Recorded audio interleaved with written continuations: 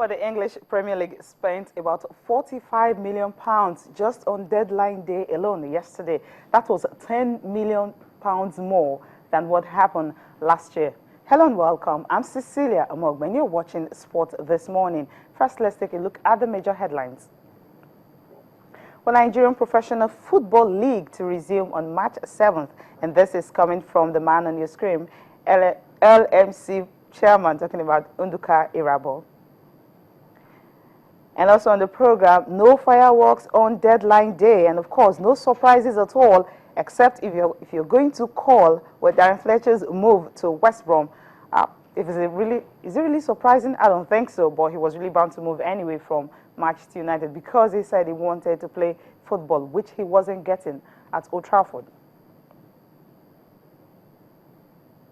Also on the program, for the second day of testing, Sebastian Vettel is the fastest man, and can he continue with this run when the season starts in March? That's what we'll find out, especially when it starts in Australia next month. Well, all these and more after the ceremony where President Barack Obama receives MLS 2014 MLS champions.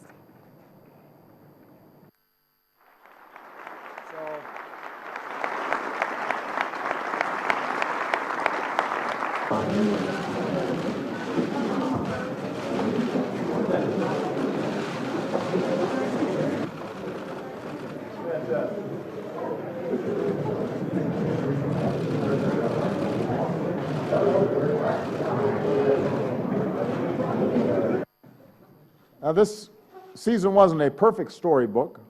The Galaxy started out the season in the cellar, then fought their way back into the playoffs, and then in the MLS Cup against New England, the game went into extra time when Robbie Keane's goal gave them their latest title. And I was just telling these guys, the degree to which they represent their sport so well, and America's starting to realize what the beautiful game's all about, and it is wonderful to see not just what's happening at the highest levels of professional sports, but how legions of young people are going to be continuing the traditions here in the United States with soccer for many years to come.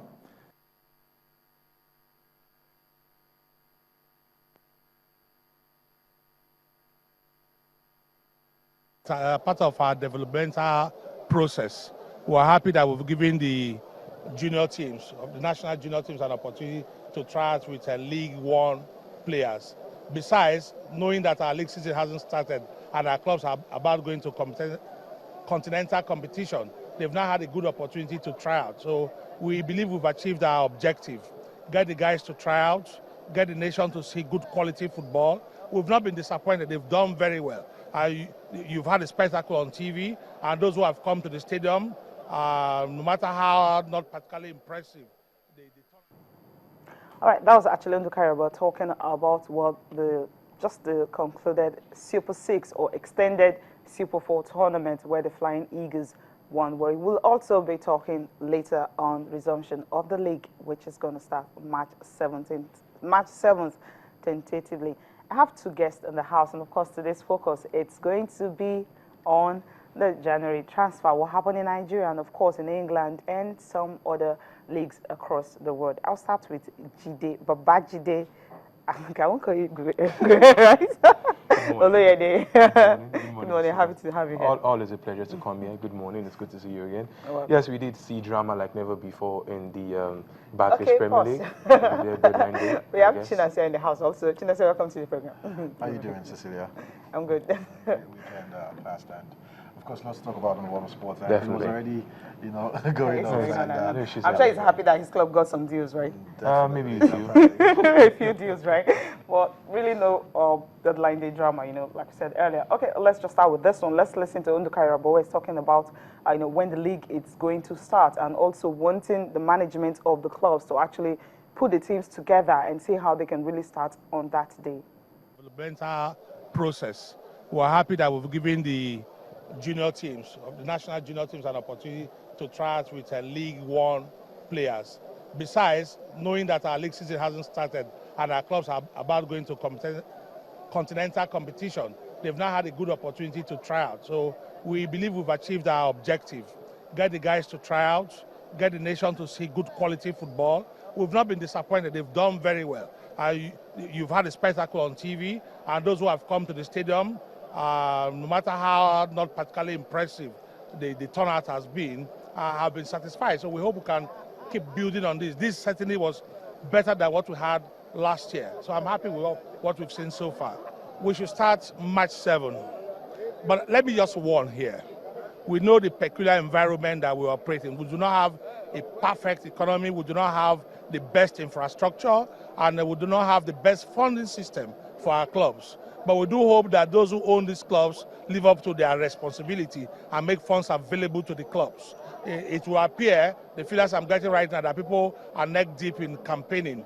Please, if we're serious about professional football, all these proprietors who happen to be state governments should make out time and give the clubs money they need to prepare. That is what is important to him. And if state government, most of the clubs in Nigeria, we know that they're owned by clubs. So if they can provide the necessary money, of course, facilities and everything they need, because these clubs, definitely the league will resume on March 7th. And of course, they will be going to the continent, CAF Confederations Cup and also CAF Champions League. So if they want to do that, the only way they can is just for the management of the clubs to get them ready on time. Okay, now let's just go straight to the transfer. We're starting from Nigeria. Of course, we know some of the Nigerian players actually moved from here straight to other clubs in Africa and of course in Europe. And I'm going to start with one from the homeboys. You know, people have actually been asking me about Chrysanthus Macaulay. Macaulay Chrysanthus. Remember him in 2000? I think that was 2007. Yeah, he was, you know, the MVP and all that, and that was also where we have David De Gea, that's Man United current goalkeeper. We know where he's right now. Just mention it now. Macaulay Chrysanthus. For those of you that have been asking, now this is where he is right now. Well, at EK Anthems, he was one of the 4 players that was released by his club. And of course, you have Kalu Uche leaving his Qatari club to Levante. That is a good move for him. Yakubu Aigbeni is back, a free agent from also a Qatari club, now with Reading FC. Remember, he scored close to 95 goals for English League alone. And you have Chidebere Wankele, of course, the Golden Eaglets, of course, now with the Flying Eagles from Manchester City. He's on loan, Malaga. And Shola Amobi, of course, free agent to Crystal Palace. And Imo Ezekiel from Al Arabi to Standard Liège. Of course, Chrysanthus, I mentioned him, and Namdi Udu Amadi. Well, finally, he has gotten a club that he will be playing in, a Latino culture. Remember, he has been with AC Milan for a long time, but he was always loaned out. But this one, it's going to be a permanent deal for him. Okay, now let's start with the first one. I'll start with you, Chide. Yeah. Well, I think for Kaluche, it's time for him to move. He's one of those players that you sense that with a little bit of consistency here and there, he can give you a run. He's a good player, he's experienced. But then I want to see him play in top leagues. No disrespect to Levante. He's a good player, but then it's not just working well for him. But I think the most interesting part of this is Chrysanthus Macaulay. He hasn't fulfilled the promise. Yes, okay. No disrespect. He's a good player, but I think he's not been able to be consistent. So consistency is the name of the game. Nobody cares how many assists you've gotten as a striker. Put the ball at the back of the net. That's why you're renowned for. That's what you're known for. That is why everybody should be afraid of you as a striker in top-class Europe. Everybody will forgive you if you don't do well for little clubs, but when you start moving from AEK Athens, Sivasspor, you're going under the radar. Your international career, yes, we have a coach who said no matter how well you play, so far you're playing good football, you want to play for the national team, but AEK Athens, nobody's going to be watching him there, no disrespect. But then Yakubu Aigbeni, like you said, the only individuals who have scored more goals than this man in the Premier League is Didier Drogba and Adebayo. They've scored 103 and 96 goals respectively. He's a bag full of experience. He can score goals. He knows where the goal is. And Reading now are 13 points away from playoff positions. They know they need a goal scorer. And they've gone fish out Yakubu Aigbeni. Okay, Chinasa, what do you think he can really add to their club? Talking about Yakubu at 32. The coach, Steve Clark, came out to say that he knew what he was getting, by getting Yakubu lots of goals, lots of experience playing. And I remember his first foray into English football was in the Championship, playing for Portsmouth, helping them win the title and get him promotion into the Premier League. So that aside, it's a given.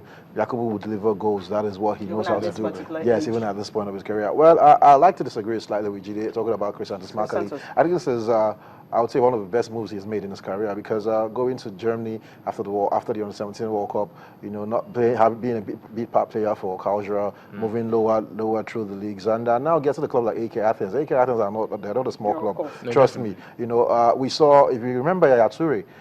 He was gotten from, I think, was it Olympiacos, Panathinaikos, one of the Greek clubs before Barcelona went to get him. We saw the Arsenal starlet that was playing for Olympiacos last season, and coming back to Arsenal and going to Villarreal. Now, the Greek league is quite good, and if Chrisantis Makali can get a string of run, you know, get a string of good performances, I think apparently we'll begin to see more of him. I think it's very, very good for his career that he left Germany and everywhere, you know, going from the lower leagues in Germany, then going to Sivasspor. Now he's in AK Athens. The thing, you know, it's a lot of dynamics. The coach, the system, everything. If it's something that goes well with him, and you know, I think it's time for him to fulfill his potential. Like you said, Tony Cruz was in that tournament. If you don't forget, Bojan Krkic, and so apparently not everybody that went to tournament has come out to flourish. But for the player that was the highest goal scorer at the tournament, you know, we expect a lot from him. So I think this should be a good move for him, and I think this is his last chance salon. If he doesn't do well with this move, AK Athens, I think this is the biggest club he will play for now. If he doesn't do well with this move, then there's a big problem for Chrisantis Makali. Okay, quickly, Shola Amobi to Crystal Palace. What do you think? Great move. That man knows what he's getting. I'm talking about the former Newcastle manager, Alan Pardew. Of course, he worked with Shola Amobi at Newcastle. He knows what he can offer. Don't expect Shola Amobi to play 90 minutes every weekend, but apparently he knows that this guy will bring some sort of experience, some sort of skill, some sort of height, a different dimension when it comes to attacking. Yeah, Crystal Palace are front man right now, Sanogo, and the other Arsenal man, Maran Chamak. So bringing someone with lots of experience who's played in England almost all his career, you know, I think is a no-brainer. It's a good deal for Crystal Palace. Okay, definitely good deals. We have some couple of other calls. We have Nnamdi Duamandi now. Chide, before we leave the segment, Nnamdi Duamandi to Calcio or Latino. I just hope he gets playing time. Yes. I hope he stays out of injury, he gets playing time, he becomes more consistent. You're playing in a league where you conserve a lot of speed and agility. What you use more is more of your brain and your abilities. Sadly, he's not been able to convince a lot of people at AC Milan. Alberto Galliani hasn't been convinced his style of play. Yes, maybe at some point he flattered to deceive. He's fast, he's intelligent. But then again, playing for a club like Calcio may be sometimes the best way to go forward is to go backward. Maybe if he goes, now that he's going backward, maybe we'll get to see him get more playing time, get a good running in the teams, and definitely get in the thick of things for the big side in the league.